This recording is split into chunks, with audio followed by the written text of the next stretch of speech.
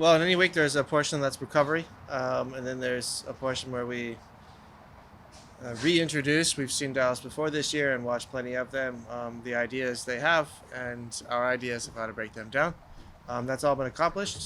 Physically, guys are in a good state. I think tactically, both teams know exactly what the other team is doing. In the end, at this stage of the season, it comes down to making good decision and making big plays in key moments of the game.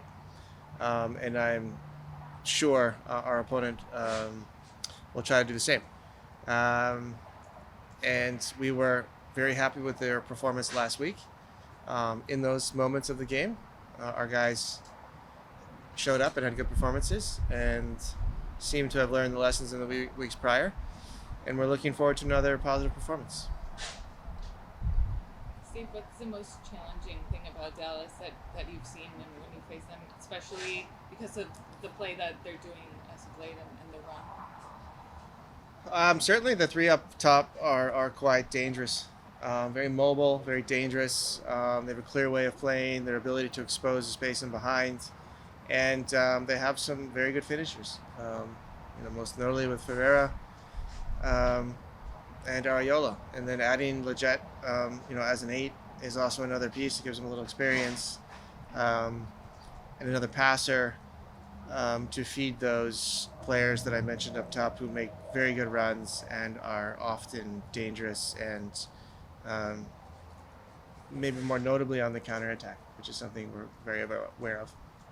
Looking at the depth, especially with the new players for the team, you can have two starting attacking tridents. It's just, what's the challenge for you, and how do you see that playing out every day in training? Everybody trying to earn that spot and just allowing yourself to make those decisions.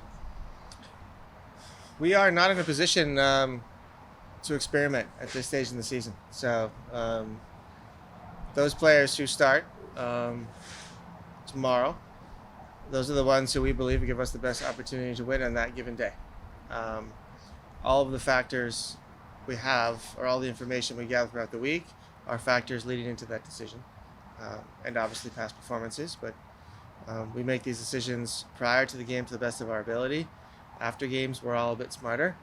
Prior to the game, it's not as easy as that. And that is the process we go through week to week. And then just lastly, seeing Christian and the way he fits in, I was asking John about it, also having that football formation of being in Barcelona, in Espanyol, and that style of play. Same thing with Ilie. How does that fit into what LAFC is doing? I think it shortens his integration process. We saw it very early in training. He understands how we play. We've showed him, obviously, with individual video session, what we expect of our wingers and all of our attackers, because we're quite fluid up top. Something the concepts he grasped very quickly because he's been doing it his entire career. And so the integration process with him has been very, very easy on the field. Now the immigration process is completed, and he can help us in game situations. Steve, when you look at a game week like this where you have multiple games, like you said, you understand there's got to be some kind of rotation. But how do you balance that with, you go to Dallas and let's say you play really well and you don't really want to change it with the team? How do you kind of balance those two things between knowing you got to move guys and some continuity on the pitch? It's the information we're missing to answer that question. We'll get after the game, and so this stage in the season, and especially in short weeks like that, you really need to think game to game. This game can be very unpredictable, and for that reason, I can't answer your question. But we will know after the game tomorrow night how we'll approach Minnesota. We obviously have made some decisions or ideas ahead of time of how we'll approach Minnesota, but without that missing link of information, we can't make a final decision.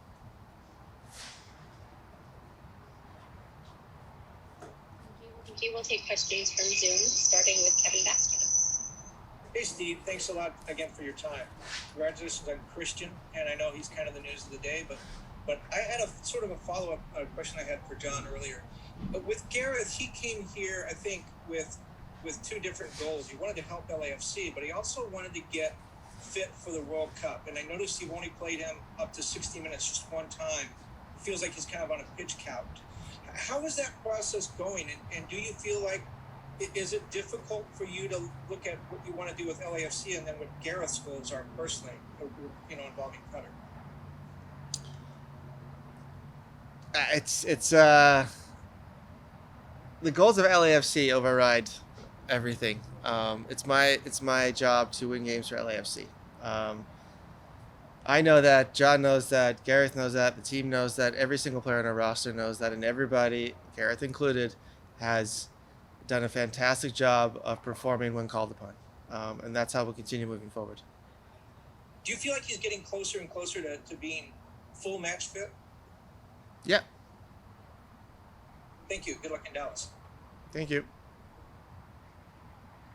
Thank you, Kevin. We'll move on to Josh Gross. Thanks. Steve, just a couple of quick ones. Are you guys staying on from Dallas and heading right to Minnesota? Yeah. Okay. And has the heat wave here in Southern California throughout the state, has that influenced training at all? Have you had to do things differently? Sure. I think the duration of each particular drill we do in sessions every day are shortened a bit, but not drastically. We haven't changed the way we want to work. That's also quite typical of most, I would say most coaches and most organizations. Towards the end of the season, you can only do too much, and so the duration is usually the first thing that gets cut. We can't reduce the intensity of training because of weather or stage of the season, but we can reduce the duration, and we've done that. But I still think if you ask the players how they felt after training, even though we reduced it due to the weather and due to the stage of the season, they still feel like they got enough in. So, we will always manage the players in a sense that they get enough to be ready for the weekend, so they are protected and they will not injure themselves by overloading. But they are also feel like they got enough so they're physically ready as well. Okay, and last one for me, kind of a silly one. Ryan Hollingshead talked after the match against RSL about, the mustache and sort of the superstitiousness of it, and wanting this maybe like lobbying the squad to have playoff mustaches. Is that something that registers with you? Has he tried to convince you? Could you even grow one if he asked you to? I do, and if you look hard enough on the internet, you will find myself with a mustache for different reasons. For Movember, for prostate cancer awareness for men. So I can grow one, but I will not grow one, and that does not register with me. I am a firm believer in hard work and not in superstitions. All right, thank you. Yeah. Last question from Ryan Wallership. Hi, Steve. Good afternoon. Hi. Congratulations on Christian. But my question centers on him. You mentioned earlier that this is not a time in the season for experimentation, but also that obviously Dennis was able to get dropped in fairly quickly and get some game time. You mentioned that Christian's background accelerates his process. Can you just talk about, with the time that's left in the regular season, obviously the postseason to come, the potential for Christian to establish himself as a cornerstone of the offense, even coming into the season at this late point? The chance is there. The answer is I don't know how big of a chance. We will have to wait and see. I can tell you the chances would be greater if he was here earlier. But the situation is what it is. We also know and knew of very, very few free agents out there at the time where we identified Christian would be able to impact this group immediately, and he was one of them. And so we feel very comfortable with putting him in and him having an impact. But exactly how much he'll impact it and how fast that process will go, I'm sorry, I do not know. And just to follow up, John mentioned that in the process of the summer window, players coming out, players coming in, that Christian checked a lot of boxes in terms of skills thought to be lost from players that were, moved on from the club. Can you just, from your standpoint, from potentially an opposing coach's standpoint, can you profile Christian as a player for me, please? Yeah, I think if you look at his career, early on in his career, he was an attacker who attacked the space more, who has then evolved over a fantastic career in one of the best leagues in the world, as somebody who has developed the ability to combine, and he's a very clinical finisher.